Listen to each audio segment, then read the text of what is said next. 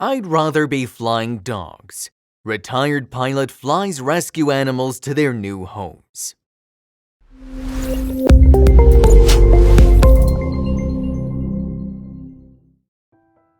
What's that up in the sky?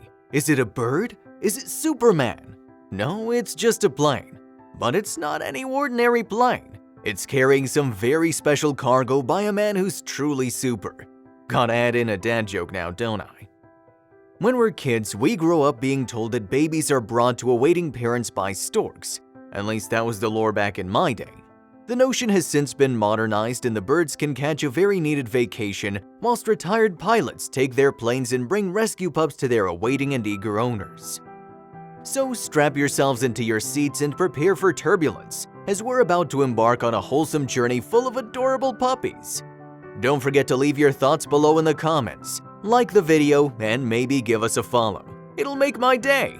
Alright, let's jet off. David 10 is spending his retirement from 40 years of piloting by flying rescue animals to safety or to their new homes. Everyone, I'd like to introduce you to our captain today, David 10 of Middleton, Wisconsin. He spent 40 years as a military, professional, and private pilot, and now is enjoying his retirement. However, it's not kept him out of the sky as the man still flies his Air Macchi SF-260, a two-person Italian plane usually used for aerobatics and smaller air forces. Who keeps him company in the second seat? Well, a rescue puppy, of course. Disclaimer: I see all dogs as puppies, all cats as kittens, regardless of their age or size, so don't get confused, okay? Alright. He took up helping animals in 2012, and it's believed that he's flown over 360 dogs, 23 cats, goats, pigs, and even a bat named Bruce. Since 2012, he's flown more than 360 dogs. As seen here, he's transporting a mother and her 8 pups to somewhere they'll be safe. In addition to that, he shared the cockpit with 23 cats, 3 frostbitten goats, a potbelly pig, and even a bat that he helped deliver to a rescue preserve in Ohio. Naturally, we named the bat Bruce, David said, explaining the hilarious connection to Batman's identity, Bruce Wayne. David flies an Air Macchi SF-260, a two-person Italian plane. He trained on the same model at the very beginning of his career. We got in touch with David to learn more about his life's journey. When I was in high school, my parents bought me flying lessons, and I got my private pilot license when I was 18, he explained. I wasn't good at anything else but managed to do reasonably in flying planes.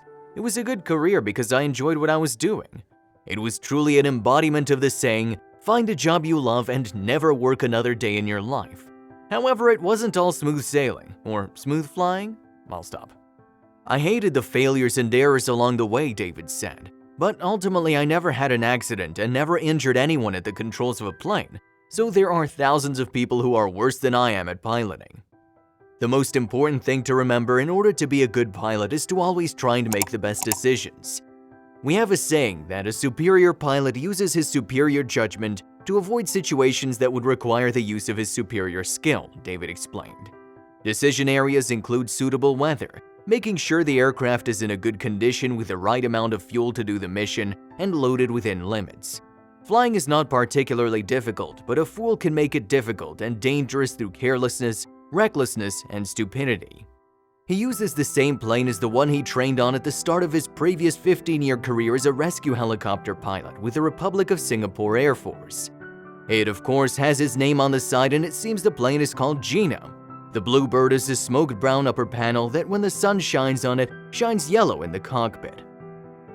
David, after reading an aviation trade magazine article, came across a non-profit 501c3 organization called Pilots in Paws, which has a simple goal: to save the lives of innocent animals. They unite volunteer pilots and plane owners who are willing to assist with animal transportation, arrange or schedule rescue flights, overnight foster care or shelter, etc.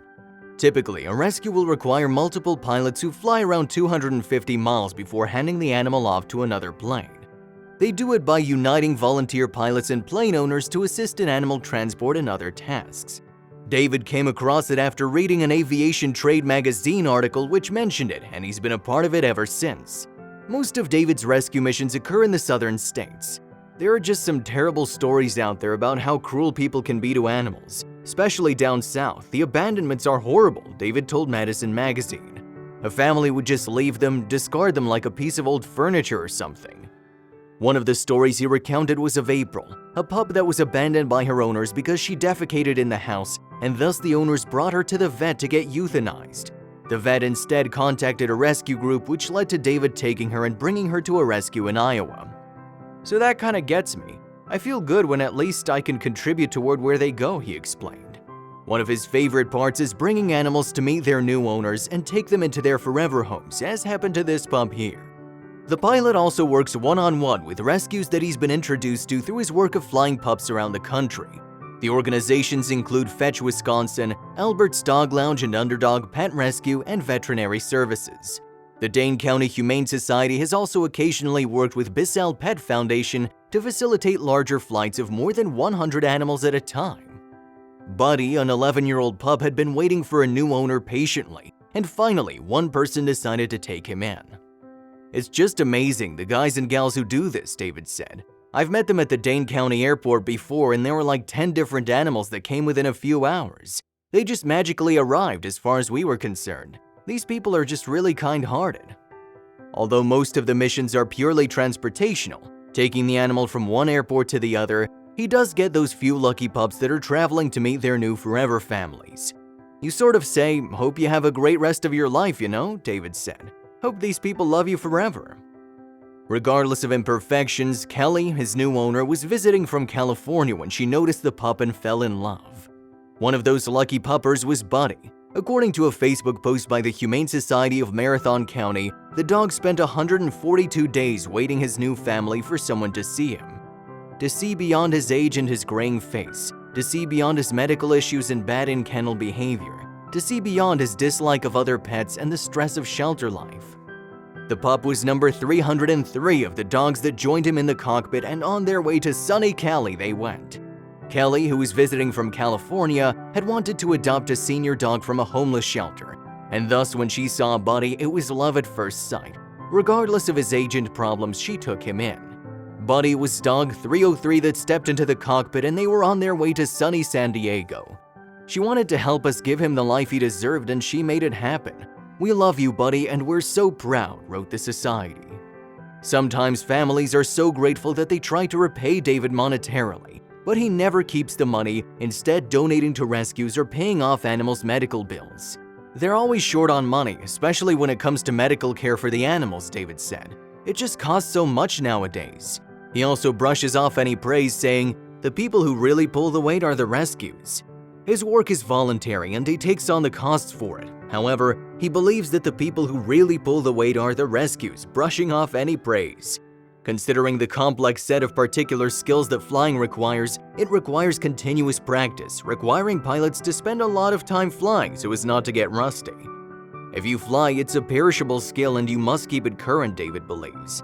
So rather than take flight and go somewhere for what we call the proverbial $200 hamburger, I'd rather be flying dogs. Sadly, he doesn't get to spend too much time with the animals, however. Genevieve, a setter, and Frankie, a German Shepherd, have been favorites, both of which have found loving homes. David would be flying regardless, considering the skill needs continuous practice, so why not do it for a good cause? "I'll fly my own plane as long as health and finances allow," David said.